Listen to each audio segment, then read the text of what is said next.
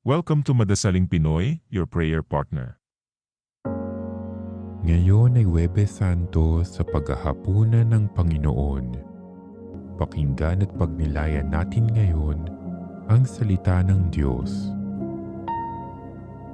Ang mabuting balita ng Panginoon ayon kay San Juan. Bisperas na ng Paskwa. Alam ni Jesus na dumating na ang panahon ng kanyang paglisan sa sanlibutang ito upang bumalik sa Ama. Mahal niya ang kanyang mga tagasunod na nasa sanlibutan at ngayon ipakikita niya kung hanggang saan ang kanyang pag-ibig sa kanila. Naghahapunan si Jesus at ang mga alagad. Naisilid na ng Diablo sa isip ni Judas, anak ni Simon Iscariote, ang pagkakanulo kay Jesus. Alam ni Jesus na ibinigay na sa kanya ng Ama ang buong kapangyarihan. Alam din niyang siya ay mula sa Diyos at babalik sa Diyos. Kaya't nang sila'y naghahapunan, tumindig si Jesus, naghubad ng kanyang panlabas na kasuotan at nagbigkis ng tuwalya.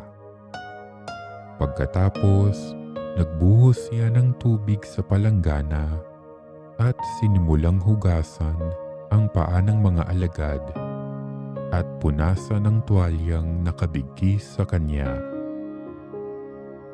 Paglapit niya kay Simon Pedro, tumutol ito.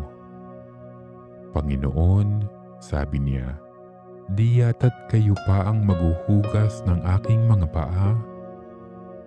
Sumagot si Jesus, hindi mo nauunawaan ngayon ang ginagawa ko, ngunit mauunawaan mo rin pagkatapos. Sinabi sa kanya ni Pedro, hinding-hindi ko po pahuhugasan sa inyo ang aking mga paa. Kung hindi kita huhugasan, wala kang kaugnayan sa akin, tugon ni Jesus.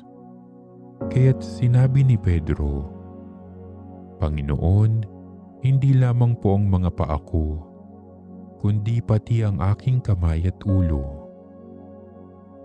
Ani Jesus, maliban sa kanyang mga paa, hindi na kailangang hugasan pa ang naligo na, sapagkat malinis na ang kanyang buong katawan. At malinis na kayo, ngunit hindi lahat. Sapagkat alam ni Jesus kung sino ang magkakanulo sa kanya, kaya sinabi niyang malinis na sila, ngunit hindi lahat.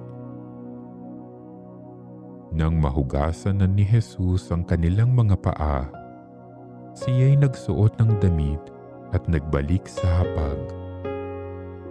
Nauunawaan ba ninyo kung ano ang ginawa ko sa inyo?